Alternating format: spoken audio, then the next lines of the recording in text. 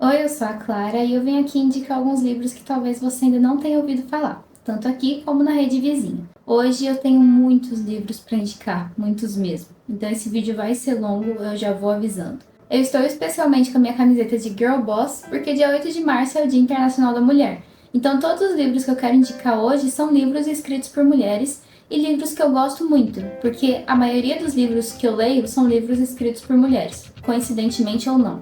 Mas eu acho que não é coincidência, é porque a gente consegue se identificar melhor com os livros escritos por mulheres, porque, enfim, elas entendem as nossas dores. Você pode ver a minha estante aqui atrás, que tá com bem menos livros, tá até meio vazia, porque todos eles estão espalhados por aqui, porque eu vou ir tirando e vou ir mostrando para vocês. E esses livros, eles foram classificados de acordo com categorias que eu criei, de acordo com as vozes da minha cabeça. Mas um livro poderia se encaixar em outra categoria também. Mas vai fazer sentido, você vai ver. Eu tô fazendo essa série de vídeos também lá pra rede vizinha dos vídeos mais curtos. Só que esse vídeo aqui é um compilado de todos eles. Então todas as indicações vão estar aqui. E talvez até alguma que eu tenha esquecido de colocar lá. Então vamos às indicações. A primeira categoria que eu separei é uma categoria que muita gente fala, né? Na verdade é similar a essa categoria. Livro de mulher maluca, livro de mulher louca. No caso, essa categoria é livros escritos por mulheres sobre mulheres que quase enlouqueceram. E eu tenho 3 livros para indicar nessa categoria. O primeiro deles é As Vitoriosas, de Letícia Colombani. Esse livro ele se passa em Paris e a gente acompanha uma advogada chamada Solene, que é muito boa advogada, muito bem sucedida, até que ela vê um cliente seu se jogando de uma ponte na frente dela. A partir disso, ela desmaia, ela sofre de burnout e ela vai parar numa clínica psiquiátrica e não consegue mais voltar ao trabalho. Então ela passa a questionar tudo sobre a vida dela, porque ela moldou a vida dela e a personalidade dela no trabalho. Então, a partir do momento em que ela não pode mais exercer o trabalho dela, ela não sabe mais quem ela é. E ela começa a passar por uma série de questionamentos, tanto questionamentos que a vida traz, como términos que acontecem e situações que ela se depara, como questionamentos próprios, do tipo, quem eu sou? Por que eu larguei isso que eu tanto gostava de fazer? Por que eu fui fazer isso? E ela entra numa depressão profunda que vem com o burnout e como uma forma de tentar sair disso, o terapeuta dela indica que ela vai fazer trabalho voluntário. Então ela tem contato com uma instituição chamada Palais de la Femme. É uma instituição que existe lá na França, que foi fundada há muitos anos pela Blanche, uma mulher que a gente também vai descobrir a história dela aqui, e é uma história real. Essa mulher fundou esse instituto para abrigar mulheres em condições difíceis, por exemplo, vítimas de agressão ou imigrantes, mulheres que estão em situação de rua, com filhos. Elas são abrigadas nesse lugar, elas recebem educação, elas aprendem a falar francês, caso elas sejam de fora, elas aprendem outras línguas, elas têm acesso a outros cursos e elas conseguem se estabilizar vivendo nesse Palais de la Femme. E a Solene vai trabalhar como uma escritora de cartas, porque muitas dessas mulheres ainda não falam ou não escrevem francês perfeitamente. E elas muitas vezes precisam escrever currículo ou escrever alguma carta para alguém. E a Solene vai fazer esse trabalho lá. Assim ela começa a ter contato com outras vidas e com outras realidades além da dela. E ela percebe que o que ela vivia era só uma bolha, sabe? Em vista de um mundo todo. E é muito bonito esse contato que ela tem com as outras mulheres e como isso acontece. Então é um livro que fala muito sobre ela, sobre autodescoberta, mas também sobre a descoberta do outro. Sobre entender que você tem que sair da sua bolha muitas vezes e aprender com outras histórias para viver a sua própria da melhor maneira. O segundo livro que eu tenho aqui é Queria Morrer, mas no Céu Não Tem Toboki, de Baek Sahi. Esse livro ele é coreano e ele conta a história da própria autora. Na verdade, eu acho ele um livro muito honesto. Ele não é um livro que tem assim uma protagonista que você ama, que você defende, não tem uma jornada do herói, não é nada desse tipo. Ele é um livro que é basicamente um diário, sem contar que eu acho que ele é a transcrição das consultas que a autora tinha com o seu psiquiatra. É praticamente isso. Ela é uma jovem que sempre percebeu que tinha alguns problemas psicológicos, mas sempre tentou resolver eles por conta própria. Quando chega num ponto que ela percebe que ela não consegue, que não tem como, e que ela tá se afundando cada vez mais e que ela só não morre porque no céu não tem a sua comida favorita, que é o toboki. Então ela procura ajuda psiquiátrica E quando ela começa a passar pelo terapeuta, pelo psiquiatra, ela começa a registrar essas conversas e traz isso pra gente. Então você vai ver que o livro é uma série de conversas dela com o psiquiatra. É só isso. Tanto essas conversas, ela sendo extremamente sincera com o psiquiatra, sendo extremamente corajosa e também trazendo alguns pensamentos dela depois da consulta ou algo do tipo. Então, esse livro é um livro que você vai se pegar tanto criticando ela muitas vezes, quanto se identificando com ela outras vezes. Isso é uma coisa muito interessante, porque muitas vezes você pode pensar, nossa, que problema fútil, nossa, que problema bobo. E logo depois, na próxima página, você pode estar pensando, poxa, mas aí tá parecido comigo. Então você percebe que todo mundo é passível de ser criticado, também de ser o crítico. E por isso você deve tomar mais cuidado quando você olha para o outro com um olhar julgador. Sabe? Você não sabe o que tá por baixo da superfície. E é um livro que eu acho muito corajoso, porque ela foi muito sincera com todos os sentimentos dela e com tudo que aconteceu na vida dela, com todos os problemas dela. Por mais que a gente possa olhar e falar, nossa, mas isso não é um problema de verdade. É um problema de verdade do ponto de vista daquela pessoa. Então ela foi muito corajosa em trazer esse livro e ele traz muitos pontos, por exemplo, das falas do psiquiatra dela, que são úteis. Para mim, eles foram muito úteis quando eu li. Então, eu acho que é um livro muito interessante, que vale muito a pena ler, principalmente quando você está num período em que você acha que o seu psicológico não tá bom. Eu li ele justamente quando meu psicológico não estava bom e ele me ajudou. O terceiro livro é Migrações, de Charlotte McGonaghy. E esse livro, eu adoro ele. Eu acho ele lindo, maravilhoso, encantador. Ele me fez chorar no ônibus. É uma coisa, assim, divina. Nesse livro, a gente acompanha a Franny Stone, que é uma mulher que tem um objetivo, que é chegar na Groenlândia para proteger as andorinhas do Ártico e impedir que elas sejam extintas.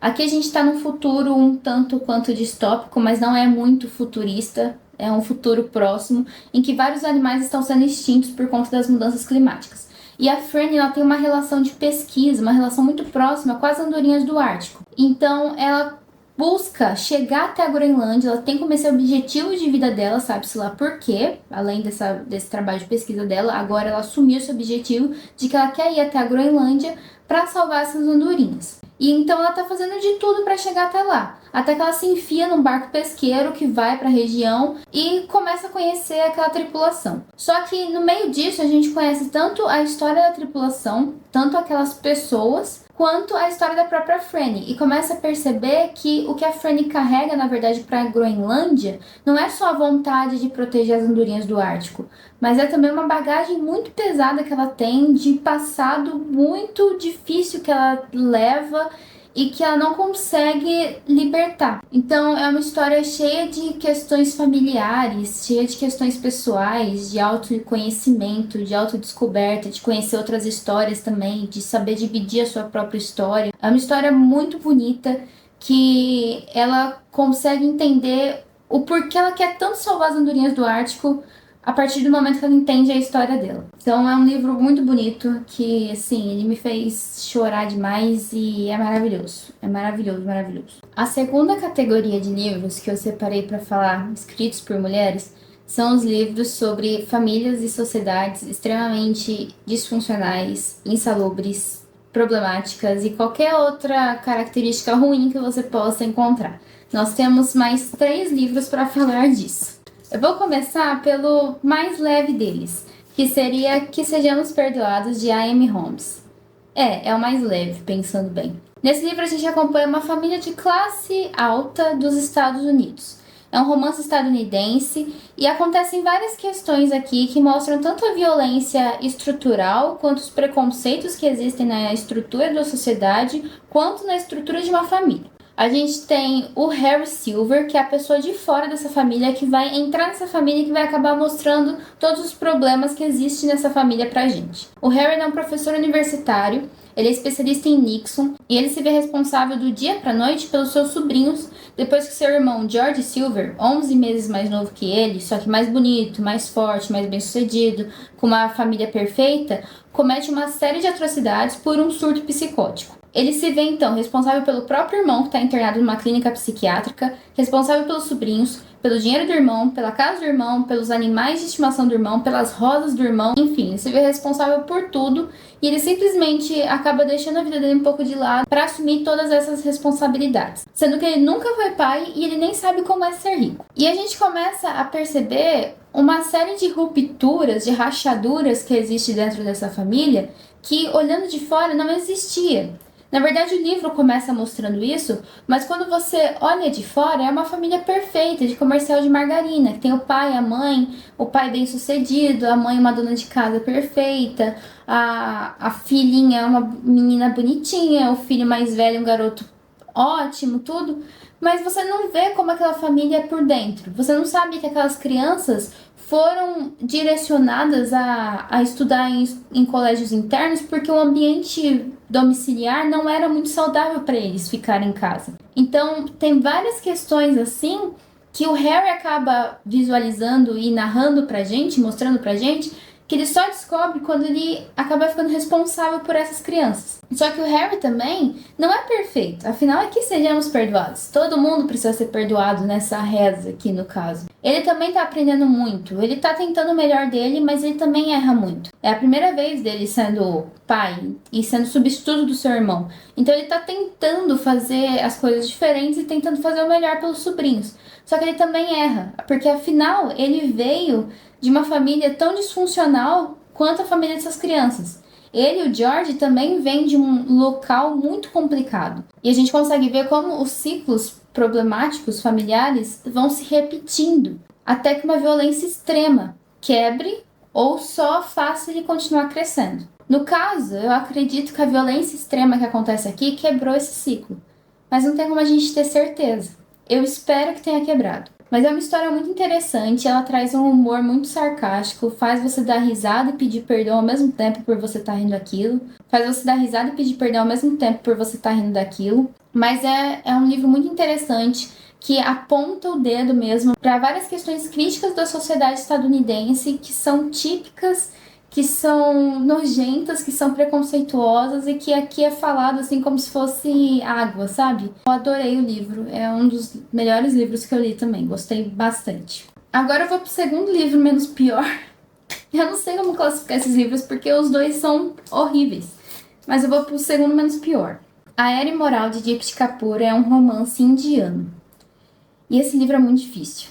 A gente acompanha 3 personagens aqui e eles são de diferentes classes sociais. A gente tem basicamente classe baixa, média e alta. Tem 2 personagens que pra mim são os mais importantes e eu vou falar principalmente deles, que pra mim eles são realmente os protagonistas da história. A gente começa a história com o Ajay, que é um garoto muito pobre, de uma família muito pobre lá da Índia, que tem a infância mais difícil possível que você consiga imaginar, que só descobre que ele pode ser alguém na vida quando ele encontra o Sunny. O Sunny, ele é filho de um cara muito poderoso lá da Índia, da família Vadia, que eles são donos de muitas coisas, como por exemplo, empreiteiras, muitas coisas. Eles são milionários, bilionários, sei lá, eles são muito ricos. Só que eles são ligados a coisas ilegais. Só que o Sunny gosta do Ajay e chama o Ajay para ser o homem de confiança dele e acaba treinando o menino e levando ele, os dois têm uma idade parecida, levando ele para esse mundo um pouco mais de luxo. O Ajay, por sua vez, ele tem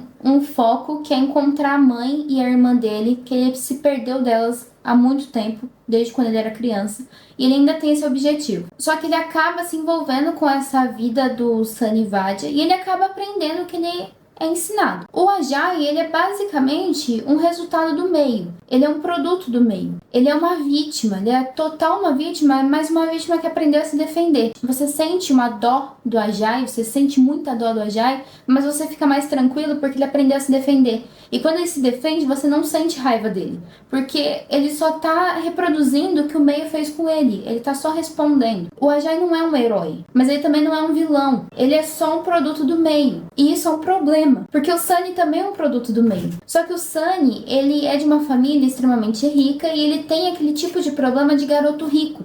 Do tipo, O pai sempre foi ausente, sempre foi tóxico, sempre foi problemático. E o pai quer que ele seja uma cópia dele. Então, ele espera que o Sunny seja tão ruim quanto ele ou tão bom quanto ele. E o Sunny sempre tá atrás do pai e nunca tá atendendo ou correspondendo a essas vontades. Então, a gente tem dois mundos totalmente diferentes e dois jovens sofrendo o mesmo tanto. Não o mesmo tanto, mas sofrendo similaridades. E no meio disso também aparece uma outra jornalista que se envolve com o Sunny.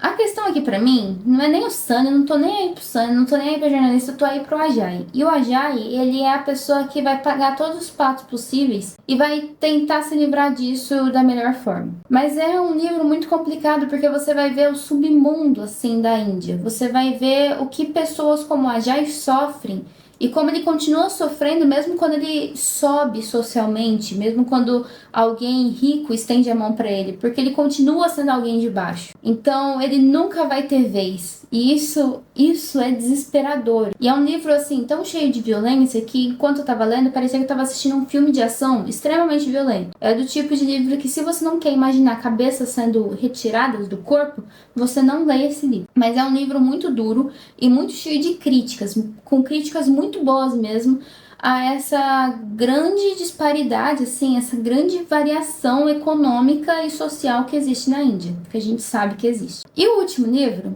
que pra mim é o pior desses três que eu tô falando e que é o que eu tô batalhando pra conseguir terminar, porque eu não consigo terminar esse livro, ele é minúsculo, mas ele tá acabando comigo, é O Grande Caderno de Agatha Christie. Que livro horrível. Eu tô lendo ele porque ele é interessante, porque a Agatha Christie escreveu uma trilogia sobre os gêmeos, que é desse livro aqui. Esse livro é o primeiro da trilogia. E eu queria muito ler a trilogia, porque é muito interessante por trás. Eu li um estudo sobre isso, que se não me engano se chama A Trilogia dos Gêmeos de Agatha Christie e As Escritas da Abjeção. Se não me engano é isso que chama. Ele é muito difícil porque é um cenário horrível. Eu não sei nem como descrever além de falar que é horrível. Porque é um livro que a gente acompanha dois garotos, o Klaus e o Lucas, que são irmãos gêmeos, eles têm 9 anos. E eles foram deixados pela mãe deles com a avó, com quem a mãe não falava há mais de 10 anos, em uma cidadezinha pequena assim que a guerra começou. Ela não fala qual que é a guerra, mas a gente entende que é a Segunda Guerra Mundial, que também foi um cenário que a Agatha Christie enfrentou durante a vida dela. Então esses meninos são deixados com a avó, e a avó é uma mulher horrível que, inclusive no vilarejo onde ela mora, é conhecida como bruxa, por ter supostamente envenenado o marido dela. Ela odeia os netos, ela odeia a filha, ela odeia todo mundo, ela não quer nem saber de criar os meninos, de cuidar dos meninos. E os meninos são muito peculiares, eles são algum tipo de crianças superdotadas, então eles estudam sozinhos, eles têm disciplina, eles fazem tudo juntos e eles aprendem muitas coisas sozinhos. Só que eles resolvem aprender a se adaptar àquele meio. E para eles, para se adaptar àquele meio, eles precisam ser tão ruins quanto o meio, tão cruéis quanto o meio. Então eles começam a fazer exercícios e atividades para se adaptar à guerra. Então eles fazem exercícios de ficar de jejum durante não sei quantas horas, exercícios físicos, de agressão para ficarem fortes fisicamente, de xingamentos para se adaptar aos xingamentos que a avó faz para eles ou que as outras pessoas faz para eles. Então eles tentam se adaptar a tudo aquilo para conseguir sobreviver, porque eles acham que caso a guerra se aproxime da cidade pequena onde eles estão morando, eles vão sobreviver à guerra. E a mãe deles justamente deixou eles lá com a avó porque ela acha que eles vão ter maior chance de sobreviver à guerra ficando na cidade pequena e não na cidade grande onde eles moravam. E o pai já tá no fronte da guerra. Só que é uma narrativa que é escrita por nós, é escrita pelos dois. E sempre sob a visão desses dois garotos, crianças de 9 anos. É uma linguagem muito direta, não tem nada muito descritivo, não tem nada muito detalhado, não é nada muito dramatizado, mas é tudo muito seco, muito direto, porque esses meninos são diretos, é a personalidade deles, eles são assim, e eles descrevem tudo assim, perfeitamente, e eles não percebem a doença que é aquele lugar, eles não percebem a crueldade daquele lugar, eles não têm muito um julgamento sobre tudo que está acontecendo. Afinal, eles são crianças de 9 anos. Então, quando você lê aquilo e você tem a capacidade de julgar o que está acontecendo, você fica em desespero. E aí, esse livro, ele tá me desesperando, eu não consigo terminar ele tá me fazendo mal, e aí eu sempre paro ele e depois eu volto, porque eu fico curiosa. Mas ele é muito complicado, e ele mostra como a sociedade, em épocas de guerra, em guerras, fica totalmente insalubre, totalmente inóspita, totalmente nojenta e faz com que as pessoas fiquem loucas e torturam crianças inocentes, sabe? E isso nem precisa ser visto na guerra, porque com a Jaya acontece coisa parecida, sabe? Nem tá na guerra. Então, é um negócio, assim, muito maluco e muito assustador. A terceira categoria de livros escritos por mulheres são livros sobre cenários distópicos. E não são só ficção científica. O primeiro é uma ficção científica, mas os outros não. Não sei dizer se os outros não são. São? Não são? Não sei. O primeiro é uma ficção científica. É Tudo que Deixamos para Trás, de Maja Land. Esse livro, ele é muito interessante porque ele trata sobre o desaparecimento das abelhas por conta das mudanças climáticas e o que isso acarretará à nossa espécie. Bom, aqui a gente passeia por 3 épocas e 3 vidas diferentes. A gente tem o William, que é um biólogo inglês de 1852, se não me engano.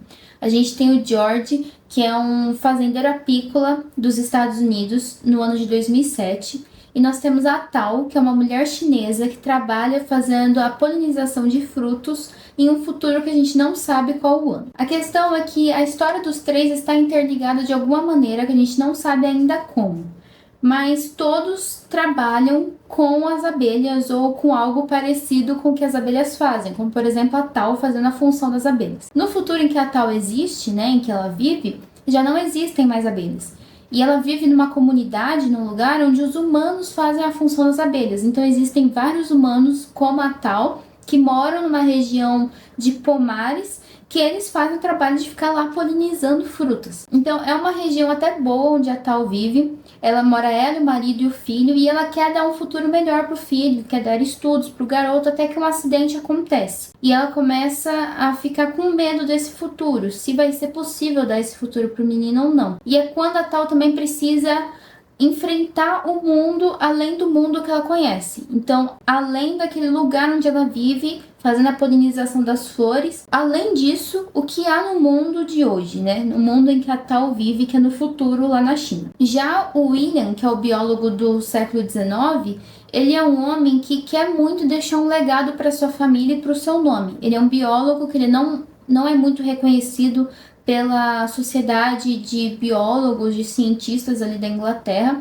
e ele quer inventar alguma coisa que deixe um legado para a família, que deixe a família rica, que deixe o seu nome para a posteridade. E ele começa a trabalhar com colmeias. Já em 2007, a gente tem o George, que é um fazendeiro apícola, que ele trabalha levando colmeias de fazendas em fazendas para as abelhas das suas colmeias fazerem a polinização de diferentes frutas. Então, por exemplo, um fazendeiro de, sei lá, jabuticaba, contrata ele para ele trazer as abelhas dele para a fazenda desse fazendeiro na época que está florescendo.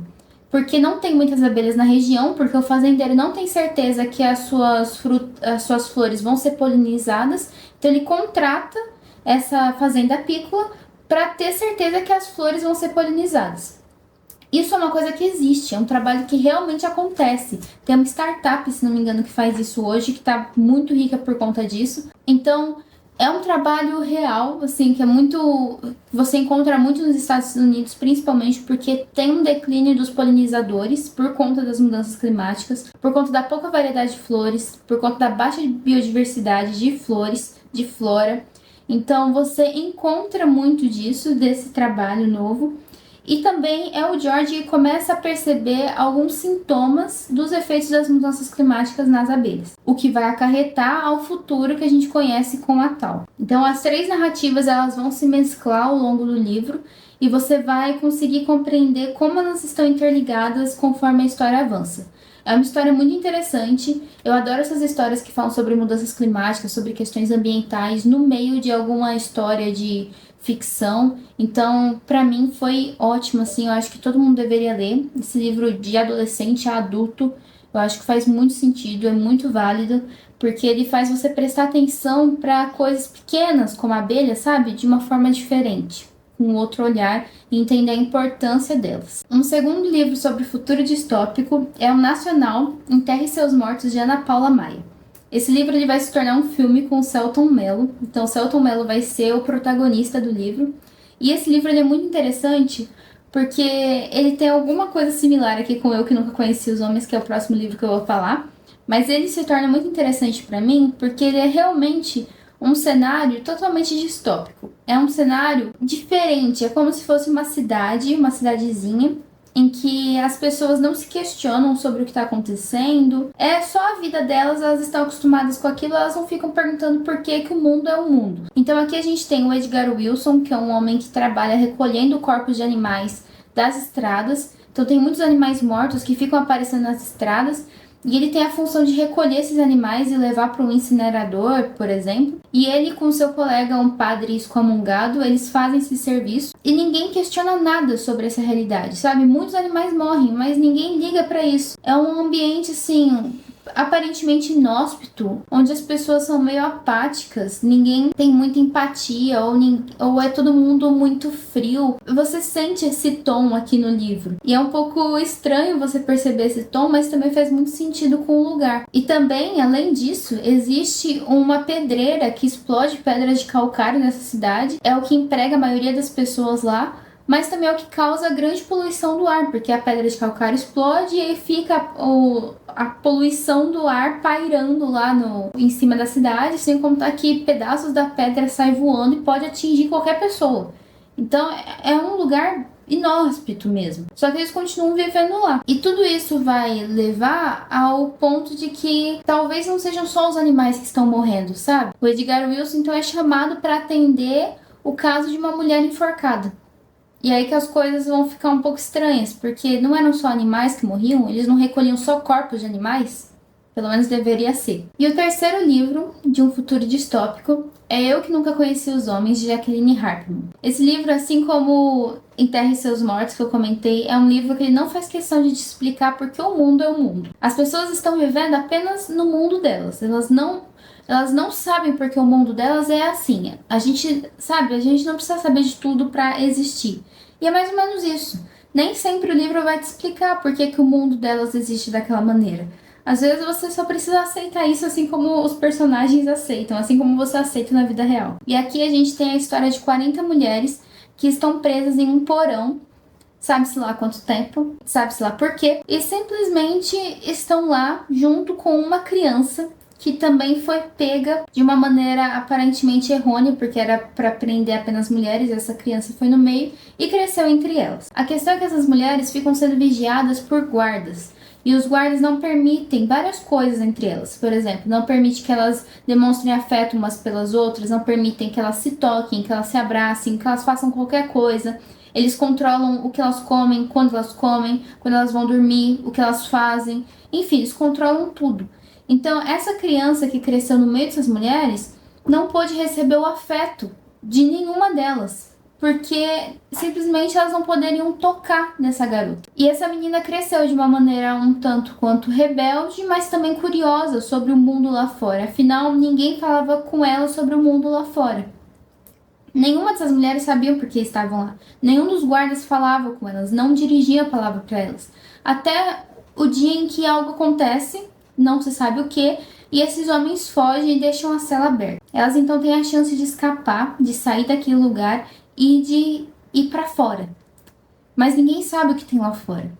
E é graças a essa menina, a única que ainda tem coragem o suficiente e rebeldia o suficiente para levar elas para fora e para fazer elas testarem algo novo que elas já não conheciam há muito tempo, que é a liberdade. Aqui a gente vai acompanhar a narrativa dessa menina, dessa criança que cresceu e que hoje está junto dessas 40 mulheres andando em busca de ajuda, de civilização, de alguém que possa socorrer elas desse ambiente no qual elas não sabem onde estão e nem o porquê. Então é um livro muito complexo e muito solitário. Apesar de ter 40 pessoas aqui, você vê que é uma narrativa muito solitária da garota, porque ela cresceu sozinha no meio de tantas pessoas.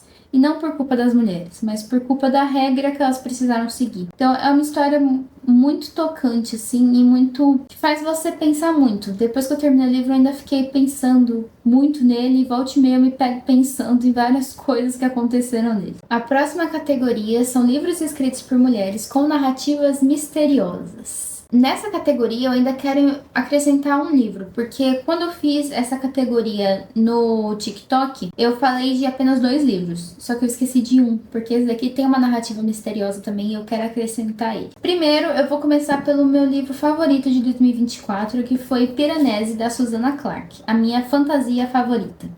Esse livro ele é maravilhoso, eu acho ele extremamente inteligente, eu não sei como a Susanna Clarke teve tanta inteligência para fazer um livro desse. Eu fico pensando assim, se eu seria capaz de fazer um livro dessa forma, porque ele foi incrível. Eu fiz tanta anotação nele, mas tanta anotação, e no final não era nada do que eu esperava. Eu errei todas. Tudo que era possível eu errei. Aqui a gente acompanha um homem chamado Piranesi, ele tem por volta dos seus 30 anos. Piranesi tem certeza que seu nome não é Piranesi, mas ele não sabe qual é o seu nome.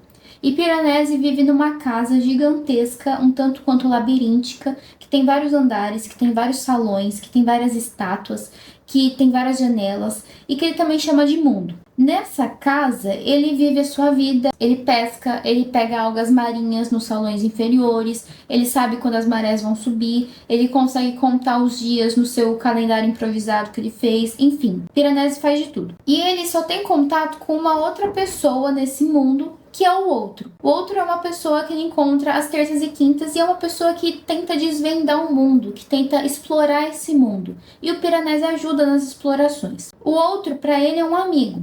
E tá tudo bem até então. Piranesi todas as terças e quintas vai encontrar o outro e fora terças e quintas vive a sua vida fazendo as suas explorações na casa gigantesca que ele vive, ele não conhece a casa inteira. Além disso, o Piranesi tem alguns diários, esse daqui inclusive é um dos diários do Piranesi, e tudo muda quando uma pessoa externa à casa chega na casa e fala algumas coisas pro Piranesi que deixa ele com algumas dúvidas. Essa pessoa simplesmente fala algumas palavras, fala alguns nomes, e o Piranesi começa a questionar várias coisas sobre a vida que ele nunca questionou. Então ele passa a pesquisar respostas tanto nos seus antigos diários quanto na própria casa e tentar achar respostas, soluções para suas dúvidas. É por isso que esse diário é tão importante, porque é o diário que vai resolver tudo, que vai nos trazer soluções. E essa busca por soluções do Piranesi é uma busca conjunta, porque a gente, assim como ele, vai ficar procurando e vai tentar adivinhar o que está acontecendo, porque ele também não sabe o que está acontecendo. Então sou eu e ele, sabe, enquanto tá lendo,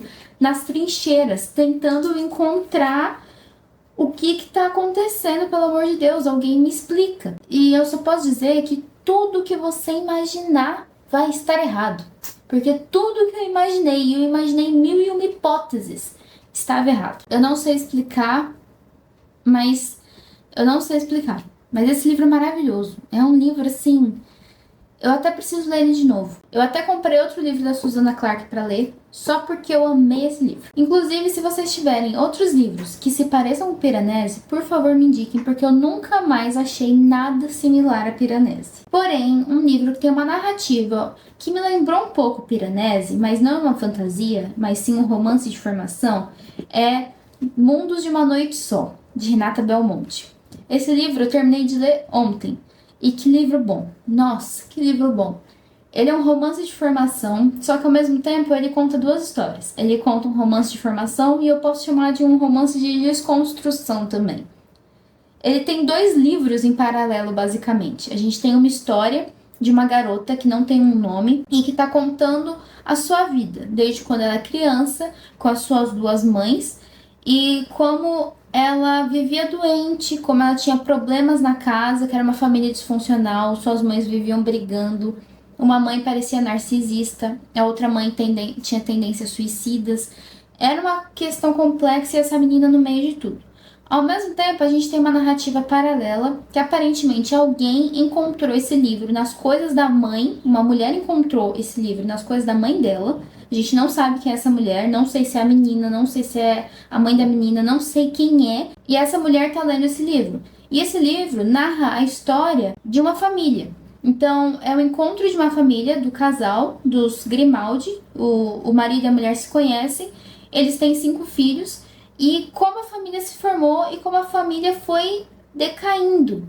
E tudo isso tem relação com a política brasileira, tem relação com o governo militar, com a ditadura militar. Então a gente consegue ver uma relação direta pelas ações do patriarca da família e a decadência dessa família. E de alguma forma, essas duas histórias estão interligadas, mas a gente não consegue saber como. E a gente fica nessa quebra-cabeça, nessa busca o tempo inteiro de uma maneira muito natural. Não é um livro que fala pra você, ó, desvenda isso. Não, é você que fica lá tentando descobrir como isso tá interligado. E você não sabe, você não consegue. É muito difícil, muito complicado. Eu não consigo entender até o final. Aí, no final, eu entendi e ainda ficaram algumas coisas para entender. Mas é uma narrativa muito interessante, que traz muito sentimento, traz muitas questões políticas e sociais brasileiras e muito sentimento, muitas relações familiares. E eu gostei demais, demais, demais. É um livro muito bom. Esse livro ele veio na TAG Livros de março, então desse mês. É a TAG Livros Curadoria. Se você quiser assinar a TAG, você pode usar o meu cupom de desconto, que é Clara100, para ganhar frete grátis durante 1 ano. E se você assinar esse mês, você já ganha esse livro. Então, assim, faço questão de indicar, porque que livro bom. Até agora foi o meu livro favorito da TAG desse ano. E o último livro de narrativa misteriosa que eu tenho nessa categoria é Canto Eu e a Montanha Dança, de Irene Solá, um livro catalão. E esse livro, eu acho ele lindo. Olha essa capa. Eu acho essa capa maravilhosa. Ela é muito bonita. Ela é da editora Mundaréu. E ela é totalmente diferente de tudo que eu já li, sabe? O título já chama, né? Canto Eu e a Montanha Dança. Já é uma coisa diferente. Mas, por dentro, ele é muito mais interessante ainda. Porque ele é muito diferente. Ele mistura o folclore das regiões da Catalunha. Ele mistura o romance familiar. Ele mistura, sabe, uma linha do tempo. Ele mistura muita coisa. Então a gente vê toda a vida da montanha aqui. A gente começa a história com o Domenic, que é um homem de família que simplesmente morre porque um raio o atinge. E ele deixa para trás seus filhos, a mulher e um pai idoso. E a gente acompanha o sofrimento da mulher dele para continuar viva ali e sendo alguém que consegue sustentar a família. E além disso, a gente acompanha a montanha. Então, é como se a montanha tivesse uma vida também. A gente vê os animais daquela montanha, a gente acompanha uma corça. E por que essa corça, esse animalzinho, tem que aprender a correr, de repente, pela própria vida? Como ele aprende a correr? Você acompanha a linha do tempo, tanto da família do Domenic, quanto o folclore da Catalunha e ao redor daquela montanha. Então, por exemplo, bruxas que existem ali, a história da corça como se fosse uma fábula, e também a vida da própria montanha. É uma história muito bonita que você vai acompanhar o tempo passando e vidas passando, e é muito interessante. Tem toda uma poética por trás. É realmente muito bonito e muito difícil de eu explicar. É muito difícil, eu não sei explicar exatamente como é o livro, porque é um livro muito complexo. Então você precisa ler para você conseguir sentir, ter os sentimentos que eu tive enquanto eu estava lendo. Esse daqui é o tanto de anotação que eu fiz nele, porque ele é muito bom e ele é muito diferente de tudo que eu já li. Então ele tem até uns desenhos aqui dentro para você ver sobre a montanha, sabe? É como se a montanha tivesse vida. Tudo ali tem vida. E isso é muito legal, você vê que tudo tem vida. Enfim, é lindo. A próxima categoria é sobre mulheres que foram luz em situação terrível. Eu tenho 3 livros. E essa categoria, ela diz sobre a beleza que existe dentro das personagens. Muitas vezes, belezas essas que estão discretas.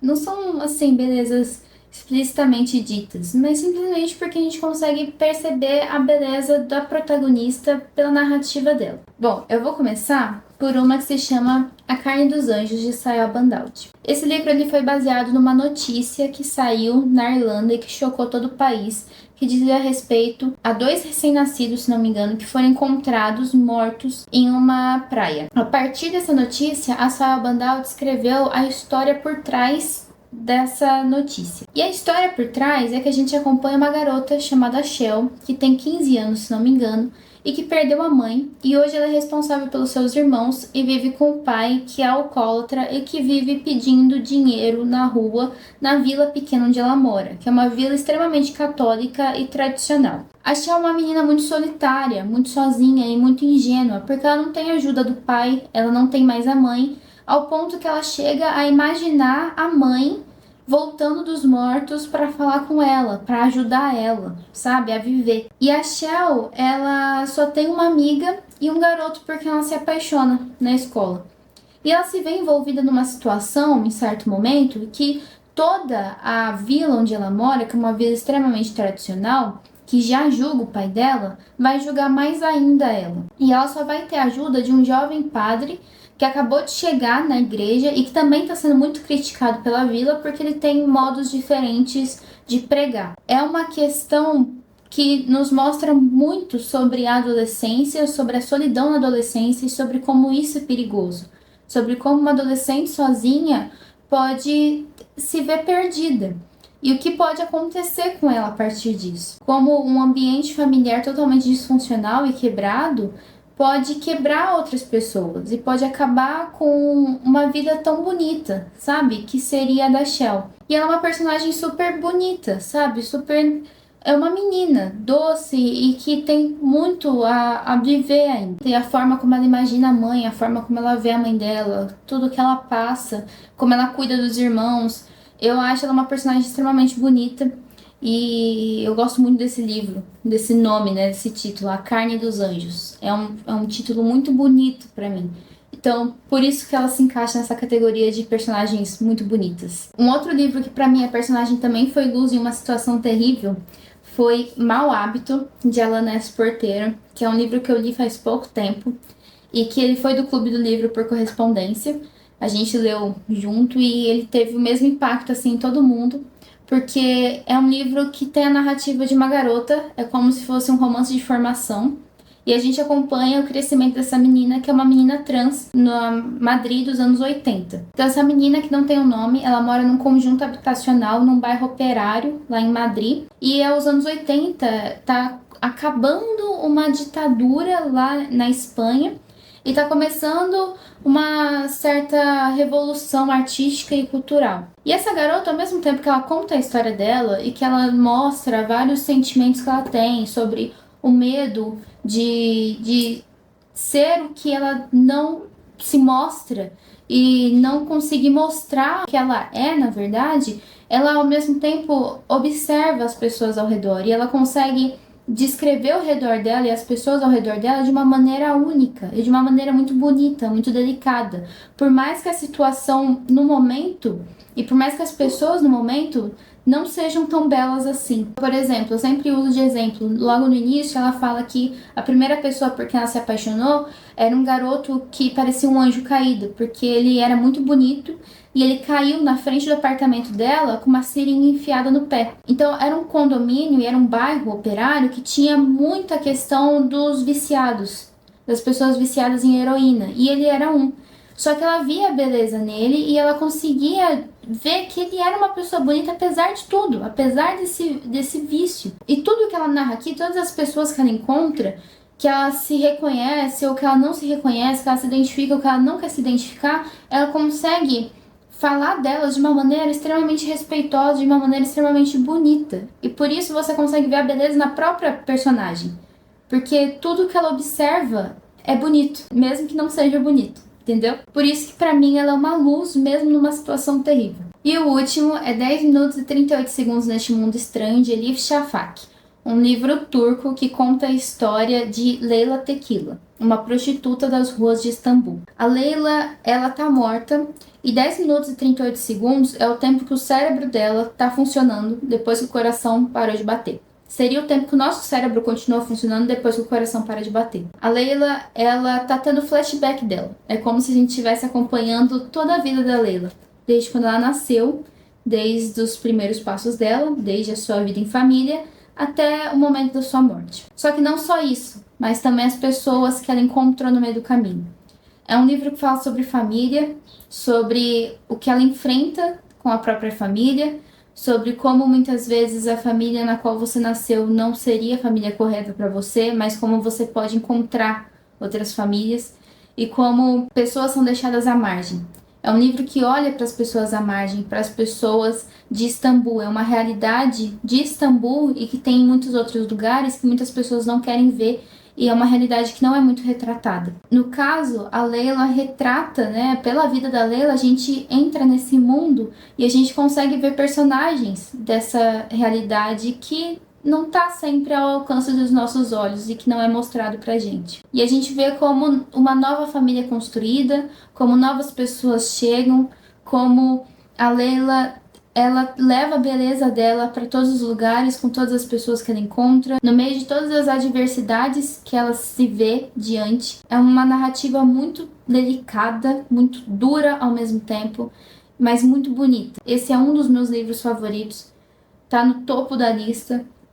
E eu só sei que desde os cheiros que ela narra, de quando ela era criança e ela sentia o cheiro de tal doce, até a narrativa de como ela encontrou as pessoas que fizeram a vida dela melhor e que hoje continuam batalhando por ela mesmo depois da sua morte, tudo torna tudo muito bonito.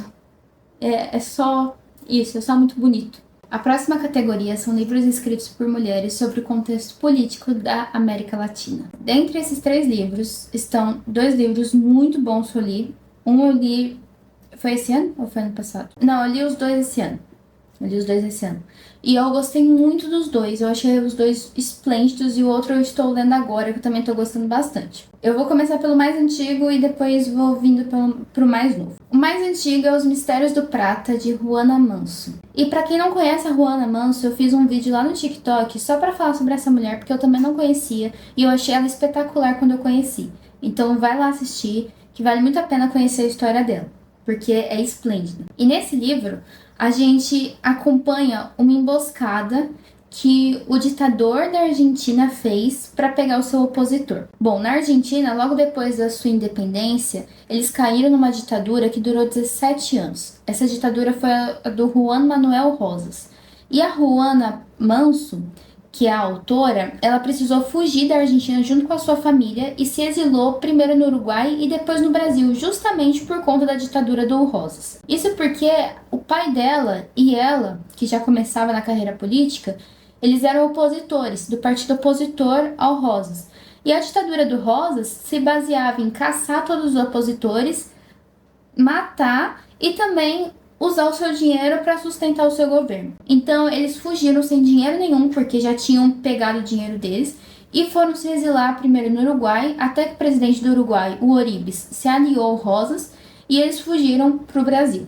E foi no Brasil que a Ruana Manso começou a escrever Os Mistérios do Prata. E nesse livro ela fala justamente sobre a ditadura do Juan Manuel Rosas, ela descreve como essa ditadura horrível era e fala sobre um trecho, especificamente sobre a situação do Dr. Avellaneda. O Dr. Avellaneda, ele era um homem, na verdade, aqui no livro, né, é o Dr. Avellaneda, mas na verdade ele é o Dom Valentim Alsina, que era uma figura real, que era um nome muito importante da oposição contra o Rosas, né, da oposição do Rosas. E esse homem passou a ser perseguido pelo Rosas, e muito perseguido, ao ponto dele ter que fugir também para o Uruguai. E quando ele precisou fugir do Uruguai para ir para outro lugar, porque o presidente do Uruguai tinha se aliado ao Rosas, o Rosas armou uma emboscada junto com o presidente do Uruguai para pegar o Avellaneda, que seria o Alsina. Então o livro ele vai descrever essa emboscada e a gente vai acompanhar tudo isso de uma maneira bem diferente. A Ruana Manso ela faz uma narrativa que para mim é muito interessante, que é como se fosse um documentário. A gente parece estar espiando as coisas de longe, é como se a gente estivesse atrás dos arbustos, olhando como espiões para a casa do Rosas, por exemplo. E ela descreve tanto a casa por fora quanto a casa por dentro, como as pessoas que estão ao redor. É tudo muito interessante a forma narrativa dela e diferente do que eu já vi. E ela descreve todas as situações, tudo que aconteceu, como a família do Avellaneda foi pega, como as ordens do Rosas eram estranhas, do tipo, todos os homens tinham que ter bigode. Nenhum homem podia ter uma barba no formato de U porque lembrava os unitários. Sabe, eram coisas muito malucas, porque ele era um homem maluco, era um homem pirado da cabeça. E a Ruana Manso, ela foi muito duramente criticada por fazer essa publicação desse livro em 1852, se não me engano, porque ainda existiam muitas pessoas vivas da ditadura do Rosas. O Rosas ainda estava no poder, ele saiu em 1853 E quando ela voltou para a Argentina, mesmo depois do Rosas ter saído do poder, ela não foi bem aceita lá, não foi bem vista. Justamente por conta disso, porque muita gente ligada ao Rosas ainda estava viva, ainda estava por lá. E ela foi muito corajosa, porque ela publicou no jornal. E na época, as mulheres que escreviam, as mulheres da literatura, elas já eram estranhas por escreverem. Mas elas ainda escreviam sobre matrimônio, sobre paixões, sobre o lugar da mulher na sociedade, sobre até a tentativa de liberdade, educação, magistério, esse tipo de coisa. E a Ruana Manso não. Ela escrevia sobre guerra, morte, decapitação, sobre esse tipo de coisa aqui. Era praticamente um livro denúncia. E ela foi muito corajosa. Então, assim, isso assustou todo mundo, isso deixou todo mundo em choque, e ela foi duramente criticada. E hoje a gente tem essa preciosidade, porque esse livro pra mim é uma preciosidade, ele é incrível, ele é muito rápido de ler e muito pesado ao mesmo tempo, e muito intrigante ao mesmo tempo, muito envolvente. Ela sabia muito bem como escrever uma ótima ação, sabe? Uma ótima aventura, uma ótima... Por mais que isso fosse real e fosse cruel, ela consegue envolver o seu público a querer saber o que vai acontecer. Então, é um livro maravilhoso, eu adorei ler ele. Ele era uma das minhas metas de leitura desse ano, então essa eu já bati. E bati com muito gosto. O próximo livro é sobre o contexto político brasileiro. Nós temos Verão dos Infiéis, de Diná Silveira de Queiroz, que conta a história de uma família de 4 pessoas nos primeiros anos da ditadura militar aqui no Brasil. Bom, esse livro, ele é muito peculiar e eu gostei muito dele também. Eu achei que a Diná Silveira de Queiroz, ela teve uma narrativa muito interessante com essa história, porque o livro é caótico e a narrativa dela é caótica, porque a situação que ela apresenta é caótica. Esse livro ele foi baseado num desabamento que teve em 1967, no bairro de Laranjeiras, lá no Rio de Janeiro. E a partir desse desabamento, dessa notícia, ela criou essa história. O bairro de Laranjeiras era um bairro de classe média alta, então ela usou Copacabana como exemplo, e a gente tem uma família de classe média alta. A família de classe média alta, no caso, é a família da Valentina. A Valentina e seus 3 filhos. A Valentina já não tem mais marido, ela é viúva porque seu marido acabou com a própria vida por conta de dívidas que ela nunca explica exatamente quais são. Mas ela sempre dizia que ele era um homem muito sensível para um mundo cheio de grosserias. Essa é a explicação que ela dá para os filhos quando eles questionam ela. Logo, ela tem seus filhos, que são Geraldo, Carminho e Aloísio, e cada um representa algumas questões da sociedade. Geraldo, por exemplo, é um jovem comunista que nem sabe exatamente se quer ser comunista, ele tem muito medo sobre isso. A Carminho é uma garota que tem muita curiosidade sobre os homens, mas ao mesmo tempo tem medo por conta da forma como ela foi criada. E o Aloísio é um rapaz muito devoto à Nossa Senhora e muito católico, mas que ao mesmo tempo se envolve com uma jovem evangélica, extremamente evangélica, e que tá num dilema no momento. A Valentina, por sua vez, é uma mulher que não se acha uma mãe boa o suficiente e que se entope de remédios como benzedrina, à base de anfetamina, simplesmente para relaxar, porque é a única forma que ela consegue relaxar. Esses remédios fazem ela ir para o mundo dos mortos, para a nau de mortos, que ela chama, para que ela possa falar com seu tio e com sua mãe morta. E é isso, a gente também descobre um pouco sobre o passado da Valentina. Acompanhando esses 4 personagens de forma paralela, e em 3 dias caóticos do Rio de Janeiro, porque tá tendo manifestação, tá tendo chuva torrencial, porque a gente tá acompanhando essas 4 vidas de forma individual e ao mesmo tempo, e tudo isso se torna caótico, a gente consegue ver como eles são retratos dos problemas da sociedade e problemas políticos da época. E isso torna tudo mais interessante. Eu achei o livro muito bom, sim, eu gostei muito, e conforme você vai descobrindo as coisas, você vai ficando mais envolvido. No começo ele foi bem difícil pra mim, bem confuso, porque eu achei as palavras difíceis, a escrita da autora complicada. Eu fiz até umas anotações em post-its pra entender, mas depois que eu entendi, eu achei ele muito bom. Eu gostei bastante da escrita e eu acho que vale muito a pena você ler. E mesmo que você não esteja entendendo no começo, você se esforçar um pouco pra seguir, porque você vai valer a pena no final. E por fim, o que eu tô lendo agora, que é A Tirania das Moscas, de Helene Vilar Madruga. Nesse livro, a gente não tem um país específico e não tem uma época específica. Eu entendo que seria um país da América Latina, porque ele representa muito as ditaduras que os países latino-americanos já passaram. Aqui a gente tem um país extremamente quente e cheio de moscas, ele é infestado por moscas, que sofre a ditadura do general Bigode, não sei como é que a gente pode chamar ele. mas as crianças chamam de General Bigode, então vamos chamar de General Bigode. E a gente tem uma família em que o pai dessa família é muito ligado ao general. Só que, de alguma forma, por algum motivo, o pai foi meio que acusado de traição e foi afastado do cargo dele pelo general. E agora ele tá sendo deixado de lado e começa a ter um certo surto. Ele já era surtado, mas ele começa a piorar. E começa a criar uma autocracia dentro da sua casa. Nisso, os seus 3 filhos, nada normais, vão se unir para tentar desbancar o pai. E quando eu falo que eles não são normais, é porque eles não são normais mesmo. Porque a menina mais velha, por exemplo, a Cassandra, ela é muito manipuladora, muito perspicaz e também atraída sexualmente por objetos, principalmente os enferrujados. O menino do meio, o Caleb, ele tem algum tipo de dom, um tanto quanto mórbido, de matar animais. Só que ele não vai lá e mata. É os animais que se aproximam dele e quem toca nele morre.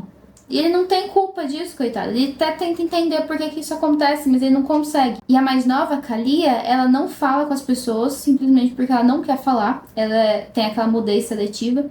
E ela tem a capacidade de desenhar tudo muito bem desenhado, de uma forma anatomicamente perfeita. Todos os animais possíveis que ela quiser. Esses 3 garotos são muito estranhos e são filhos desse homem que era próximo de general e que ao mesmo tempo é gago e que tem alguns problemas de gagueira e de paranoia, e de uma mulher que sempre tentou amar os filhos, mas que realmente nunca conseguiu amá-los e que talvez seja a pessoa mais normal da casa. Então a gente tá numa narrativa aqui, primeiro, né, no início eu tô numa narrativa da Cassandra e depois eu acho que eu vou para outras narrativas, eu vou para outras crianças. Mas é muito estranho você ver a visão dessa menina esquisita sobre a situação. E ao mesmo tempo você não entende nada, porque você está olhando da visão de uma criança. E ela tá falando, o vovô Bigode, os tios. Ela vê tudo assim de uma maneira de criança, só que ao mesmo tempo ela sabe que tem alguma coisa de errado. E ela é estranha, sabe? Então é muito esquisito, é um livro muito esquisito, mas que ao mesmo tempo retrata toda a questão política e a decadência de um governo e de um país que vive à base de uma ditadura. A próxima categoria de livros que eu tenho a indicar são livros escritos por mulheres sobre contextos sociais brasileiros. E eu vou começar do mais antigo para o mais novo. O mais antigo que eu tenho aqui é Memórias de Marta, de Júlia Lopes de Almeida, publicado inicialmente em 1899, num periódico, num jornal da época. Esse livro, ele foi o primeiro livro a retratar cortiços na história do Brasil, na história da literatura. Depois veio o Cortiço de Aloysio de Azevedo, mas o primeiro foi esse.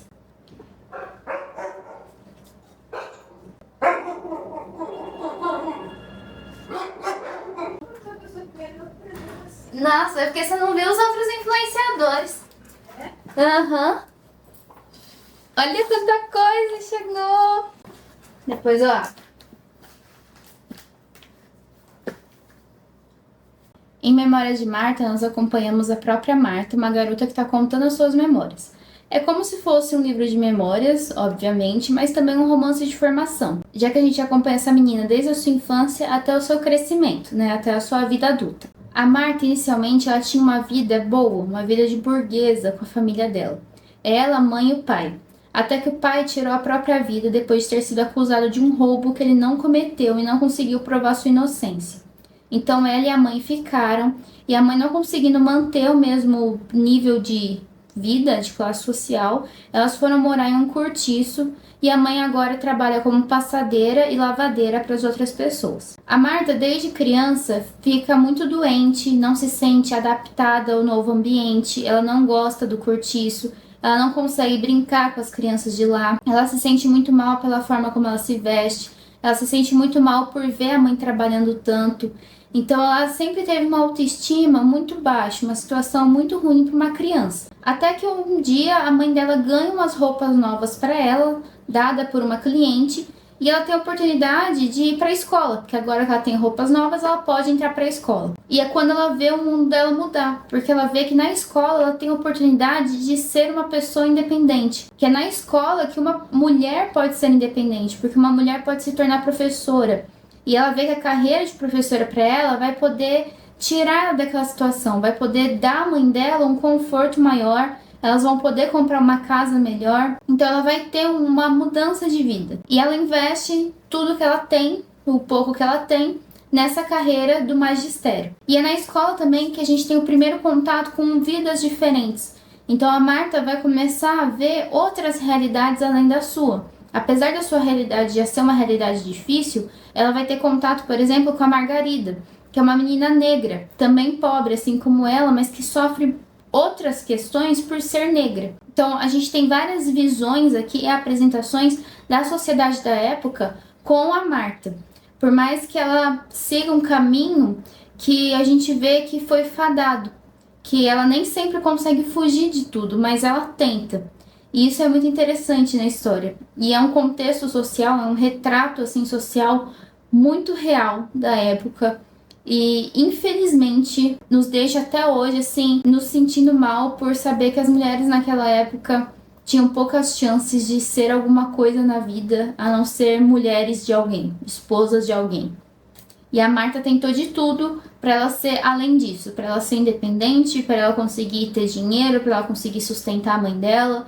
Ela realmente tentou ser mais do que esperavam dela. O segundo livro, avançando no tempo, nós vamos para 1950, com o Quarto de Despejo da Carolina Maria de Jesus. Esse livro, ele, assim como Memórias de Marta, ele é um retrato social, ele é um recorte da época, porque ele é basicamente a realidade, já que ele foi escrito pela própria Carolina Maria de Jesus, que era uma catadora de reciclados da favela do Canindé. Lá na década de 50, uma mulher negra, pobre, com 3 filhos para sustentar, mãe solteira, você imagine como era a realidade dela. É tudo isso que a gente vai ser apresentado aqui no diário da Carolina, que ela escrevia basicamente toda noite depois que colocava seus filhos para dormir. Sempre que ela tinha algum tempo, ela sentava e começava a escrever sobre o seu dia, sobre a sua realidade, sobre a preocupação dela em não ter o que comer no dia seguinte, em ter que revirar lixo para encontrar alguma coisa, em ter que ir no açougue pedir, em ter que buscar água na bica para ter água para as crianças. A gente é apresentado por uma realidade extremamente dura, extremamente cruel, com uma mulher extremamente politizada e inteligente. A Carolina consegue nos mostrar o mundo de uma maneira assim crua, de uma maneira sem dramatização, uma maneira real e ainda com uma visão extremamente crítica, porque ela consegue de uma maneira que nem todo mundo conseguiria. Nem todo mundo na realidade dela, ou muita gente extremamente estudada, não conseguiria ter a visão crítica e política que ela tem. Era uma mulher que sempre se informava sobre a política, que dizia que o Brasil tinha que ser governado por alguém que passou fome, porque a fome também era professora. Então você consegue imaginar o tipo de pessoa que ela era e como ela estava muito à frente do tempo dela. É um livro muito forte, muito bonito e que eu tenho certeza assim que todo mundo que lê não sai da mesma maneira que entrou quando começou a ler o livro. Você pensa que é uma realidade de 1950, mas na verdade é uma realidade de hoje. Isso daqui não ficou em 1950. A diferença é que a Carolina Maria de Jesus conseguiu quebrar a barreira e conseguiu ser ouvida, se fazer ser ouvida, se fazer ser lido, que ela sempre quis na vida. E ela conseguiu. Então ela é a voz dessas pessoas e isso é maravilhoso, porque o que ela faz aqui é gigante, é enorme e é um livro maravilhoso, é incrível, mas é um livro que você precisa ler com cuidado, você precisa ler com atenção e com sabedoria. Entender que você tem que ter empatia e se colocar no lugar do outro. Não é um livro sobre você, não é nada sobre você, não é para você se encontrar aqui, não é uma jornada do herói, não é nada disso. É um livro para você entender outras realidades. E ele faz isso brilhantemente. E o último livro dessa categoria é o meu livro favorito nacional, que é O Céu para os Bastardos, da Lília Guerra. Esse livro ele é maravilhoso. Eu não sei se eu gosto tanto dele porque eu me identifico com o cenário que ele traz aqui. Eu só sei que eu amo ele, eu adoro esse livro, porque ele traz algo totalmente diferente de tudo que eu já li nos livros nacionais. Ele traz um cenário periférico, de um bairro periférico chamado Fim do Mundo, que é aquele tipo de bairro em que todo mundo se conhece, em que tem vários idosos que jogam dominó no boteco, que tem uma banquinha de jogo do bicho, que todos os vizinhos se conhecem, cada um tem um apelido. Tem a Sanarinha, que é a nossa protagonista, que é a senhora que sabe, que entende de ervas, que sabe indicar qual planta vai fazer bem para o seu estômago, por exemplo. Isso a gente vê no bairro da minha avó. A minha avó era essa senhora e meu avô sabia indicar que planta que fazia bem para o estômago. Então, eu consegui identificar muito isso aqui e por isso eu adorei tanto esse livro. E além disso, a forma como a Sanarinha conta as coisas, como ela é ela. Ela é uma personagem muito bonita e ela poderia se encaixar na categoria anterior de mulheres que foram luz em situações terríveis, porque ela é uma personagem extremamente linda. Eu gosto muito de como ela é muito bonita. Ela é uma personagem que ela é uma Maria qualquer no bairro de classe média, que ela é uma empregada doméstica numa casa de uma patroa aí há muitos anos, que ela até ajudou a criar o filho dessa patroa. E ela é considerada só mais uma Maria, naquele bairro de classe média, onde ela tem que se deslocar todos os dias para ir até lá. Mas no bairro onde ela mora, no fim do mundo, ela é Sanarinha. Essa mulher que tem uma história única, essa mulher que pensa demais, essa mulher que é única. Isso torna tudo muito especial, porque a gente vê dois mundos em um mundo só. E isso é o que realmente acontece. Ao mesmo tempo, a gente tem histórias de vidas diferentes, mas unidas. Histórias do passado da Sanarinha, histórias do presente da Sanarinha, histórias de pessoas que estiveram no caminho da Sanarinha, como, por exemplo, o seu filho, a sua relação com o seu filho que ela criou sozinha com a ajuda da sua irmã, o homem que é o pai do seu filho. Tudo isso é uma história muito fina, assim, muito pequena, muito curta, mas é uma história de vida. E você vê que é basicamente uma vida real, você consegue ver a realidade nessas pessoas. E isso me encanta demais. É de uma delicadeza maravilhosa. E por isso eu gosto tanto desse livro e indico para todo mundo sempre que eu posso. A próxima categoria é sobre livros escritos por mulheres com a narrativa de uma senhora. Nós temos mais 3 livros para falar de idosas. Primeiro, eu tenho A Casa que Amei, de Tatiana de Rosnay. Faz bastante tempo que eu li esse livro, mas eu lembro que ele foi um dos primeiros livros que me ajudou a sair da minha bolha, assim, me apresentar para uma narrativa diferente. Esse livro é a narrativa de uma senhora que ela mora há muitos e muitos anos na casa dela. É Paris, 1860. E o Napoleão III, ele quer basicamente destruir Paris inteira e reconstruir de novo. Por isso que Paris é toda ajeitadinha do jeito que é hoje. Porque ela foi só desolada e depois refeita. É isso que eles querem fazer com a casa dessa senhora. Todos os vizinhos já estão saindo da casa, já estão se retirando e ela se recusa, porque afinal é ali que ela criou seus filhos e é ali que a sua alma está, é ali que ela criou raízes. E ela não quer sair de lá. Então a gente vai acompanhar a narrativa dessa mulher, lembrando da sua vida naquela casa, e a importância daquela casa para ela, para sua história, e o porquê ela não quer sair daquela casa, porque ela se recusa a sair daquele lugar. E o que vai acontecer a gente não sabe, mas é muito tocante, é muito bonito, sabe? Você entende um pouco. Sabe aquela coisa quando você chama seu avô, sua avó pra sair de casa, pra ir pra algum lugar e eles não querem sair? E aí fala que vô e vó cria raiz em casa? Você entende por meio disso daqui. O próximo livro, ele é um fluxo de consciência e ele tem um conflito geracional, e eu já falei dele várias vezes aqui, que é Os Vulneráveis, da Sigrid Nunes. Esse livro ele acontece na época do lockdown, lá nos Estados Unidos, da pandemia. E a gente tem uma senhora, que não tem um nome, mas eu entendo que seja a própria Sigrid, que é uma escritora e que foi convidada, né, pediram para ela cuidar de um papagaio, de uma amiga de uma amiga. Ela aceita porque afinal ela mora perto do papagaio, a dona do papagaio não pode ir lá cuidar do coitado do bicho, e ela fala, vou lá fazer companhia pro Eureka. E ela começa a se afeiçoar a Eureka. Só que ela foi chamada para cuidar do papagaio porque a pessoa que estava cuidando do papagaio tinha sumido. Só que a pessoa reaparece. E a pessoa é um jovem universitário, que ela passa a chamar de ervilhaca, que é uma planta daninha, que volta simplesmente do nada, cheia de problemas, cheia de reclamações, e ela, fula da vida, querendo escrever o livro dela e ficar em paz, tem que suportar aquele menino lá. E ela acha 1001 problemas no menino, faz 1001 críticas, e começa a conviver com aquela pessoa que de cara ela não gosta muito. Então o livro vai ser do ponto de vista da autora, né, da personagem, dessa senhora escritora, convivendo com esse jovem universitário que é tudo o que ela não gosta. É uma narrativa bem interessante e ela visita outras partes além da vida dela, ela vai para a infância dela, para relação com o que ela gostaria de ser, o que o Eureka traz isso pra ela, que ela gostaria de lidar com animais, mas ela acabou não fazendo isso na vida dela. Então é uma visita pela vida dela e o Ervilhaca acaba sendo um bônus aí pra gente. Mas é um fluxo de consciência, tem muitas citações e referências literárias assim que ela conhece. Não é pra todo mundo, mas quem quer conhecer fluxo de consciência, esse livro é uma ótima para começar. E o próximo também é um fluxo de consciência, mas esse é muito mais complexo, muito mais complicado, que é Noites Insônias de Elizabeth Hardwick. Quando eu falar vai parecer fácil, mas ele é difícil. Ele é muito difícil. Aqui a gente tem uma senhora que se chama Elizabeth. Ela tem 63 anos e ela está internada numa clínica geriátrica e ela passa suas noites acordada. Ela tem insônia e ela não consegue dormir. E ela fica essas noites relembrando do passado dela. Então, todo livro são memórias do passado, às vezes tem alguma coisa do presente, mas a gente nunca sabe, porque é um fluxo de consciência.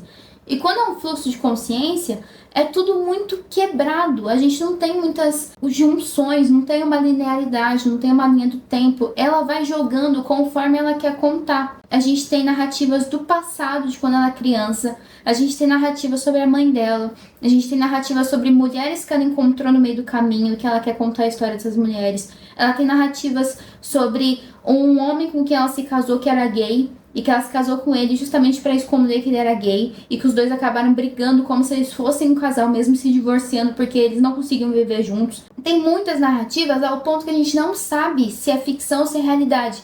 Porque ela já não sabe o que é ficção e o que é realidade. Então, tudo isso é muito denso. Mesmo que o livro seja fino e seja curto, é muito denso. E eu acho que todo livro de fluxo de consciência é fino assim, porque não tem como você sustentar um negócio que é fluxo de consciência por tanto tempo. Eu cheguei à conclusão de que é impossível. Mas ele é muito interessante, ele foi publicado originalmente em 1979, na época que a Elizabeth Hardwick tinha a mesma idade da sua personagem, mas diz ela que não tem a ver com a sua história. Mas não sabemos, né? Para muitos tem muito a ver com a história dela. Mas para quem quer se arriscar em fluxos de consciência difíceis, esse daqui é uma boa. A próxima categoria que eu quero indicar 2 livros sobre é livros escritos por mulheres sobre o poder na sociedade. E eu tenho 2 livros aqui que eles dizem muito sobre isso, de formas diferentes. O primeiro é O Filho de Todos, de Tirith Ungar. Ela é uma autora indiana, só que ela mora nos Estados Unidos há muitos anos e esse livro se passa nos Estados Unidos. Aqui a gente acompanha a história de um rapaz chamado Anton, desde a sua infância até o momento atual dele em que ele é um adulto. A questão é que o Anton é um homem negro, criado com uma família branca, como se ele fosse branco. E a família dele é uma família rica, de um juiz que tem muito dinheiro. Só que a infância do Anton é bem diferente. E ele cresceu sem conhecer muito dessa infância dele. A gente começa o livro sendo apresentado para a infância dele e o que aconteceu com a mãe dele. O Anton ele foi deixado de alguma maneira pela mãe, não se sabe exatamente porquê, e ele acabou nas mãos do governo e ele foi julgado, o caso dele foi julgado por um juiz, o juiz que o adotou, o juiz Coleman. E aí mostra a influência do poder desse juiz sobre todo o sistema, porque o juiz julgou o caso da mãe do Anton e depois adotou o Anton. Algo que talvez não devesse acontecer, mas era uma família que queria um filho e que não conseguia ter um filho. No momento em que o Anton descobre desse passado dele, começa a buscar o passado dele, as raízes dele, buscar a mãe dele, ele começa a ver que a história que foi contada para ele não era bem a história real. E aí as coisas vão começar a cair por terra e vai começar a ser desvendado essa questão do poder. E como o poder foi usado de uma maneira totalmente errada para que as pessoas brancas e ricas obtivessem o que elas bem queriam. E isso mexia com a vida de pessoas pretas e pobres. E o próximo livro é Coisas Humanas, de Karine Thuil. Outro romance francês. Eu nunca li tanto romance francês na minha vida, mas esse livro vale a pena. Nesse livro a gente acompanha um casal muito poderoso e muito influente lá da França, que é o Jean e a Claire Farrell. O Jean, ele era um apresentador de TV muito famoso e agora ele tá ficando velho, tá perdendo um pouco do espaço. Já a Claire era uma ensaísta feminista. Ela fazia ensaios feministas e estudos feministas. E ambos têm um filho chamado Alexandre Farrell, que é um garoto perfeito, que estuda em Stanford, jovem, tudo perfeito. A questão é que o casamento dos dois acaba por diversas questões E a Claire começa um novo relacionamento com um professor de escola que é judeu. Ele também acabou de terminar o relacionamento dele com a ex-esposa, que passou a criar as filhas, porque eles têm 2 filhas, de uma maneira extremamente rígida sobre as regras da religião. Ele não aceita muito bem isso, mas ele, para não brigar com a esposa, fala que tudo bem. Mas ele e a Claire tentam recomeçar a vida e tentam reaproximar a família, né? Aproximar os filhos. Enquanto a gente tem o Jean correndo atrás de uma vida que ele ainda quer manter, que é a vida dele de apresentador, e mostrar que ele ainda está em alta, que ele ainda pode apresentar um programa, a gente tem a Claire e o professor, que eu não lembro o nome dele agora, tentando reunir a família. Em um desses momentos, os dois permitem que o Alexandre, o filho da Claire, leve a Mila, que é a filha desse professor, para uma festa que ia ter lá por perto. Só que nessa festa acontece uma coisa, que é um estupro. E a partir daí, isso daqui vira um julgamento. E é um negócio louco, porque eu não esperava que o livro se tornasse isso. E o livro se tornou. E a gente começa a ver diferentes pontos de vista de uma mesma cena, de uma mesma situação e de uma mesma família. Diferentes pontos de vista de uma mesma pessoa. E a gente começa a ver tantas diferenças que a gente não sabe o que é real. Pro abusador, ele realmente não foi o culpado, porque é a forma como ele foi criado. Porque é quem ele pode ser. Ninguém nunca falou que ele não poderia ser isso. E a gente começa a ver quantas camadas existem na criação e na formação de um ser humano. E como as pessoas responsáveis pela criação desse ser humano são realmente responsáveis pelo que ele se tornou. Quem diria, não? Mas sim, e como a influência dessas pessoas e quais são os erros dessas pessoas que fizeram o abusador se tornar quem ele é, se tornar esse abusador que nem tem noção de que é um abusador. Então é um julgamento que vai estraçalhando cada uma das pessoas e que mostra como as posições de poder, como por exemplo o Jean Farel, que é um homem da mídia, como as posições de poder dele fazem a diferença nessas horas, na política, nas leis, como isso muda o rumo das coisas. Então é um livro assim que te dá raiva, te dá ódio, te dá muita raiva, mas é o intuito dele te causar tudo isso, infelizmente. Mais 2 livros para falar sobre questões políticas e sociais, só que no realismo mágico. Primeiro nós temos A Casa dos Espíritos, de Isabel Allende, em que nós acompanhamos a minha xará, principalmente, que é a Clara. Em grande parte, o meu nome é por conta dessa Clara aqui. Minha mãe adorava o filme A Casa dos Espíritos com a Meryl Streep. Bom, a gente tem aqui 3 gerações de uma família. 3 mulheres fortes em suas diferenças que marcam a história desse lugar. E temos o realismo mágico por trás.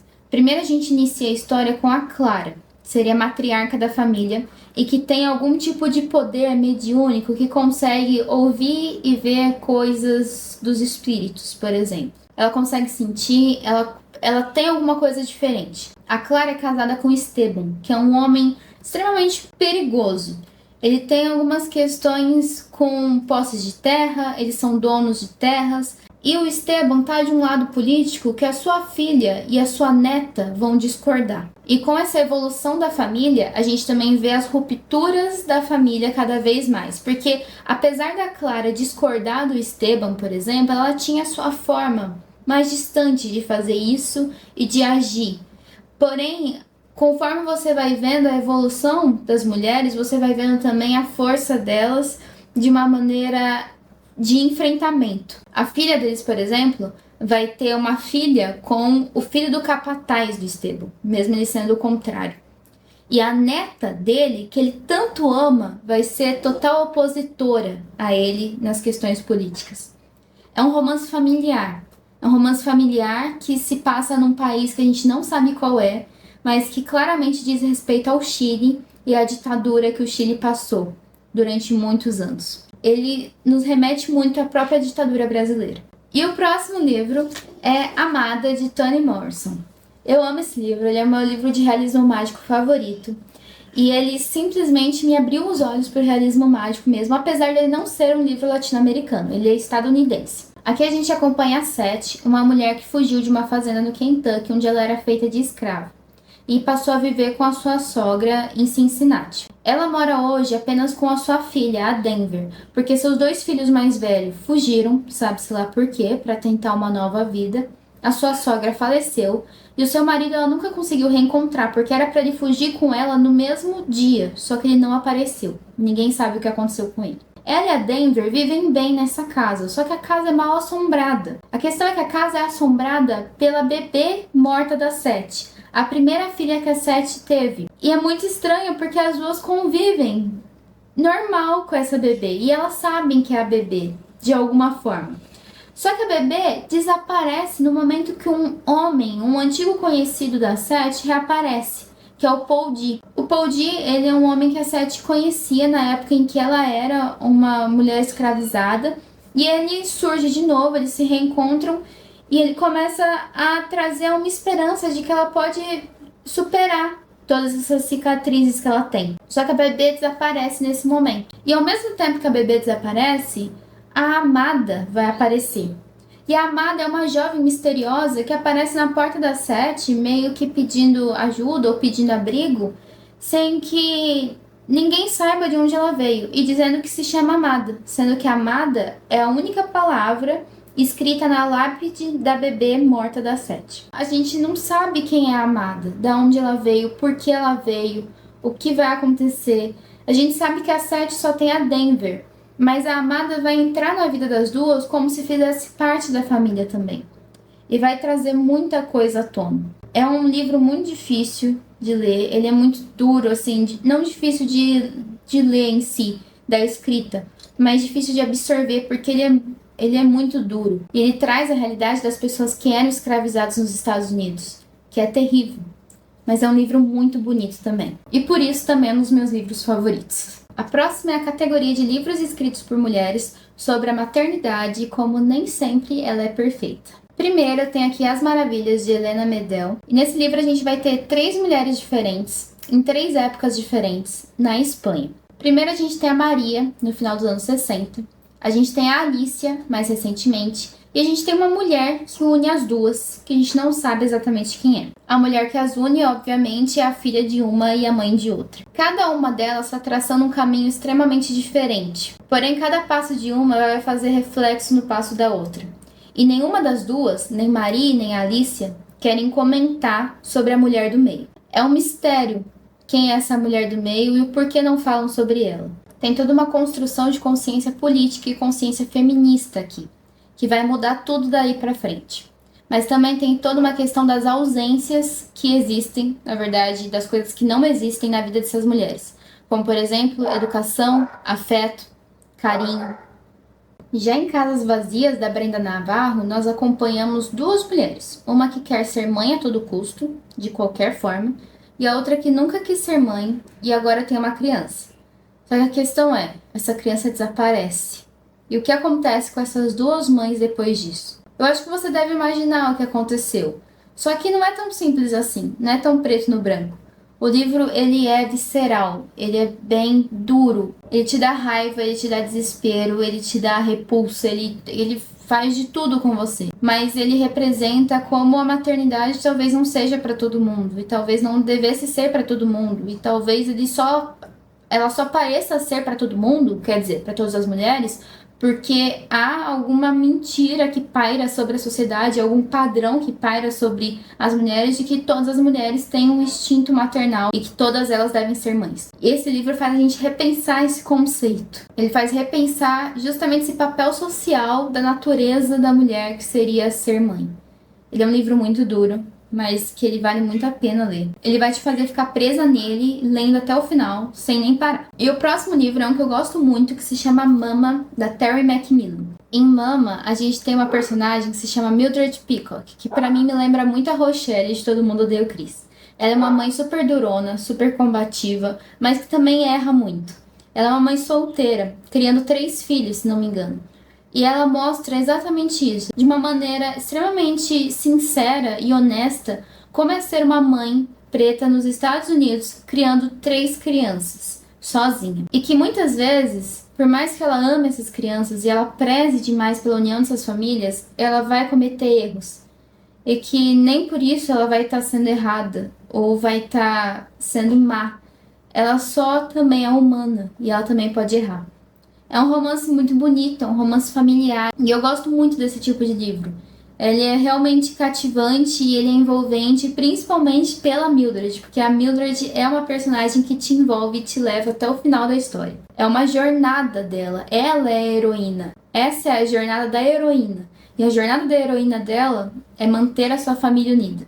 E isso é muito bonito. Os próximos e últimos livros são livros sobre caminhos únicos, porém redes entrelaçadas. E nós temos 4. Eu vou falar rapidinho deles porque eu acho que o tempo já tá demais e minha bateria está acabando. Nós temos primeiro Lar em Chamas, de Camille Chance. Eu gosto desse livro porque ele é uma releitura da tragédia grega Antígona. Esse livro ele se passa na Inglaterra nos tempos modernos e ele conta a história de uma família de 3 irmãos que são órfãos. A gente tem a irmã mais velha, a Isma, que cuida dos irmãos mais novos, que são gêmeos, que é o Parvais e a Anika.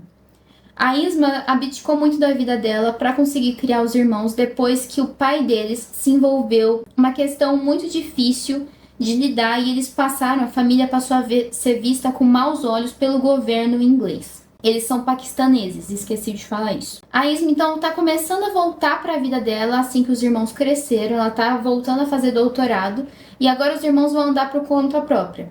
Mas a Isma acaba encontrando com uma pessoa do passado e do futuro deles. A Isma reconhece isso, ela é sincera com essa pessoa e por isso ela se afasta dessa pessoa. Mas a Anika não. E a Anika vai usar essa pessoa, a gente não sabe se ela só usa ou se ela realmente se envolve com essa pessoa, mas ela vai usar disso para conseguir outras coisas. Por um motivo, e por um motivo que eu acho muito justo.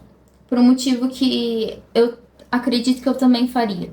A Anika é muito corajosa, por mais que eu não goste dela. Por mais que eu goste da Isma. Mas há uma relação muito bonita e muito complexa entre os irmãos pela história dessa família. Mas há toda essa questão de caminhos únicos, de caminhos que são traçados. Por exemplo, apenas a Anika poderia traçar aquele caminho.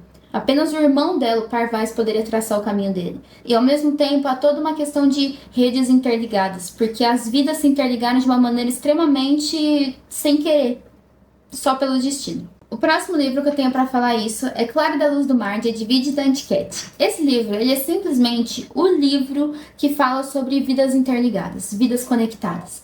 Aqui a gente acompanha Clara da Luz do Mar, uma garotinha que vai fazer 7 anos, que é órfã de mãe e que tem um pai pescador. Só que o pai, não sabendo criar muito bem a menina e não tendo muitas condições financeiras, diz que quando ela fizer 7 anos, ele vai dar ela para uma mulher que é uma vendedora de tecidos da Vila em Rose, da vila onde eles moram. Porque a mulher poderá dar melhores condições de vida para a menina. Só que a menina não quer isso. E nesse dia, a menina foge. E é quando a Claire foge que tudo começa a se relacionar. A gente começa a acompanhar várias histórias das pessoas de Vila em Rose, várias histórias paralelas que não parecem ter ligação, mas que vão ter ligação de alguma forma. E é por meio das histórias dessas pessoas que a gente começa a ver questões sociais, questões políticas, questões de classe, questões de raça, várias questões. E é muito profundo a forma como tudo isso está entrelaçado. E a forma como isso é trabalhado. É uma narrativa muito bonita, apesar de ser um cenário e um ambiente muito difícil. É por isso que esse livro é um dos meus favoritos, se não o meu favorito. Eu acho que esse é o meu favorito.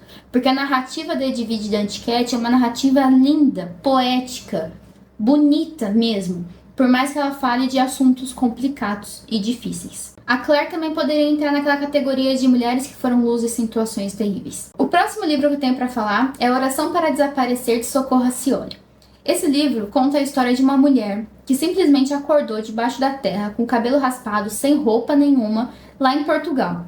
Ela acordou com algumas pessoas tirando ela de lá e ela foi chamada de ressurrecta. Explicaram para ela que algumas pessoas fazem isso. As pessoas morrem em algum lugar e nascem em outro. Esse é o nosso realismo mágico da história. E ela não se lembra de nada do passado dela. E essa família que tirou ela desse lugar, eles têm meio que uma missão lá em Portugal de ajudar essas pessoas, esses ressurrectos, a lembrarem suas vidas, retornarem para ela ou seguirem em frente. Mas ela não se lembra de nada durante muito tempo, por mais esforços que eles façam. Então ela começa a construir uma nova vida, cansada de tentar lembrar. Até que ela começa a lembrar. Quando ela começa a reconstruir, quando ela se apaixona de novo, quando ela vai casar com o homem que ela ama, ela se lembra da vida dela e ela volta pro Brasil, para suas origens, para descobrir o que tá por trás da sua história. É um caminho único que só ela poderia traçar, mas que tem muitas vidas interligadas aqui. E o último livro é Ela se chama Rodolfo, de Júlia Dantas. E esse livro também é uma coisa assim sobre vidas conectadas que eu acho incrível. Aqui a gente acompanha o Murilo, que é um personagem extremamente apático, meio sem graça, que tá triste porque a namorada abandonou ele e só tem um foco: ir atrás da namorada. Por enquanto ele tá se mudando de apartamento, ele tá alugando um apartamento novo, mas o foco dele é juntar dinheiro pra ir atrás da namorada que abandonou ele e foi pra um retiro espiritual. Só que quando ele vai mudar pra esse apartamento novo, ele descobre que tem uma tartaruga morando no apartamento dele, no banheiro. Ele não sabe de quem é essa tartaruga, é uma tartaruga aquática, ele não sabe de quem é essa tartaruga e ele consegue contato com a dona do apartamento porque ele tinha comprado por terceiros e descobre por e-mail que ela aparentemente foi viajar e sem querer deixou a Rodolfo para trás, porque ela não podia levar a Rodolfo. A Rodolfo é a tartaruga. Então ele fica com uma tartaruga aquática sem saber o que fazer e seguindo as instruções dessa dona da Rodolfo. A gente não sabe exatamente a história da Francesca, que é a dona da Rodolfo. A gente não entende logo de cara a história dela, mas a gente também não sabe a história do Murilo. E é por meio da troca de mensagens deles, por meio da troca de e-mails, que a gente vai descobrindo tanto um quanto o outro. E a Francesca também faz ele ficar indo e voltando, viajando com a Rodolfo por vários lugares para tentar entregar a Rodolfo para alguém que ela diz que poderá ficar com a tartaruga. Mas ninguém pode ficar com a tartaruga. E a história se forma com poucos personagens que vão surgindo, mas que se forma de uma maneira muito interessante, que a Rodolfo se torna uma personagem muito importante. E que a jornada do Murilo só poderia ser feita graças a Rodolfo. E caso a Rodolfo não existisse, provavelmente ele nunca sairia do buraco onde ele mesmo estava se enfiando. Mas é uma história muito bonita, uma história assim que eu adorei, uma história de amizade. Eu achei ela realmente linda. Bom, foram todos esses os livros que eu queria apresentar para vocês, em especial no Dia Internacional da Mulher, dia 8 de março. Parabéns a todas as mulheres, a nós, por sermos quem somos, né? E muito obrigada às autoras que escrevem essas coisas maravilhosas e primorosas que a gente pode ler e aproveitar e se identificar. Eu espero que vocês tenham gostado, que vocês se inscrevam, comentem, deem like, façam o que vocês têm que fazer aqui no YouTube. E se vocês quiserem ver os vídeos curtos, me segue lá no TikTok que vocês vão conseguir ver certinho toda a lista de livros também. É isso! Até a próxima!